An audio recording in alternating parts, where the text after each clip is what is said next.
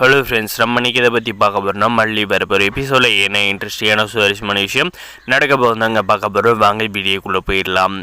நம்முடைய மல்லிக்கு தாலி பிரித்து கோக்குற ஃபங்க்ஷனை கடைசி நொடி வரைக்கும் நம்முடைய விஜய் வரமாட்டார் அப்படின்ற ஒரு நம்பிக்கையில் தாங்க நம்முடைய மல்லி இருந்தாங்க. இந்த ஃபங்க்ஷன் சிறப்பாக முடியாது அப்படின்ற ஒரு எண்ணத்தில் இருந்தாங்க. ஆனால் பார்த்திங்கன்னா அதெல்லாம் தவிடு பொடி ஆகிற விதமாக நம்முடைய வெண்பை பார்த்திங்கன்னா அந்த ஃபங்க்ஷனை நிறுத்துகிறதும் இல்லாத வெயிட் பண்ணுங்க அப்படின்னு சொல்லிட்டு நம்முடைய விஜய் அதிரடியாக என்ட்ரி கொடுக்குறாங்க. அவரை பார்த்து பயங்கரமாக எல்லாரும் சந்தோஷப்படுற நேரத்தில் இந்த ராஜேஸ்வரி இந்த ரஞ்சிதா ஆச்சரியப்படுறாங்க. எப்படி விஜய் இந்த ஃபங்க்ஷனுக்கு வந்தா அப்படின்ட்டு.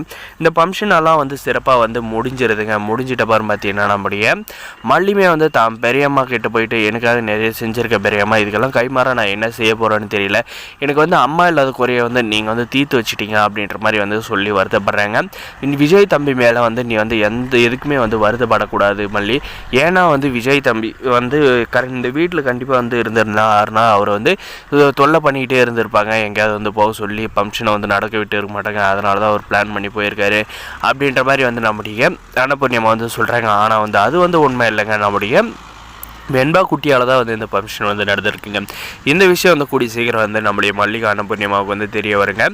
இந்த ராஜேஸ்வரி பார்த்தீங்கன்னா விஜய் மீட் பண்ணுற விஜய் கிட்ட போயிட்டு, விஜய் என்ன விஜய் நல்லா இருக்கியா அப்படின்ற மாதிரி கேட்க, என்னக்கா அதிசயமாக கேட்குற, இதே வீட்டில் தானே இருக்க, டெய்லி பார்த்துட்டு தானே இருக்க, உன் தம்பிக்கு என்ன நல்லா இருக்கா அப்படின்ற மாதிரி சொன்னது பார்த்தீங்கன்னா, இல்லை இன்றைக்கி அவசரமாக ஆஃபீஸ் கிளம்பி போனால் திரும்ப இந்த ஃபங்க்ஷனுக்கெல்லாம் கலந்துக்க மாட்டேன், இதில் நடந்தது ஒரு கல்யாணமாக, அதுக்கு இந்த தாலி பிரித்து கோக்குறது ஒரு ஃபங்க்ஷன் ஒரு கேடா அப்படின்ற மாதிரி எல்லாம் பேசிட்டு போனேன் இந்த அக்கா கிட்ட. ஆனால் இந்த அக்காவை கேவலப்படுத்துகிற விதமாக இந்த ஃபங்க்ஷன் கலந்துக்கிட்டே அந்த அன்னபூர்ணியம்மா ரொம்ப திமிரை என்கிட்ட சவால் விட்டாங்க.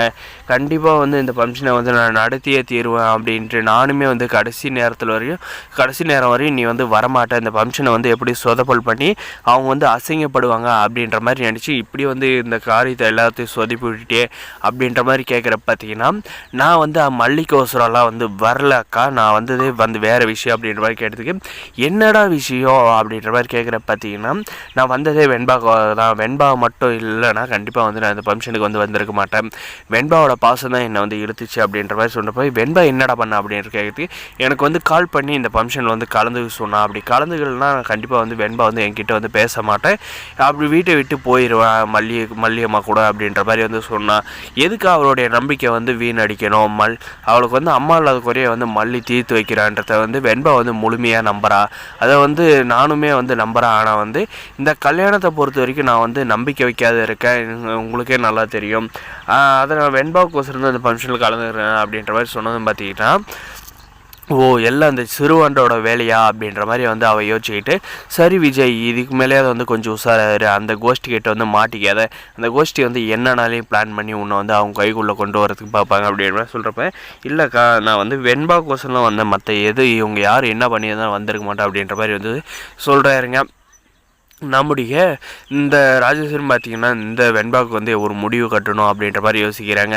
நம்ம வெண்பாவுக்கு முடிவு கட்டணும் அவள் யோசிச்சு ஏதாவது ஒரு விஷயம் பண்ணால் கண்டிப்பாக அவள் இந்த வீட்டை விட்டு நம்ம விஜய் கழுத்தை பிடிச்சி வெளியே தள்ள நிறைய வாய்ப்பு இருக்குது அப்படின்னு நினைக்கிறேன். இந்த வீடியோக்கு லைக் பண்ணி மறக்காத நம்ம சேனலை சப்ஸ்கிரைப் பண்ணாதான் மறக்காத சப்ஸ்கிரைப் பண்ணி. தேங்க்ஸ் ஃபார் வாட்சிங் கைஸ்.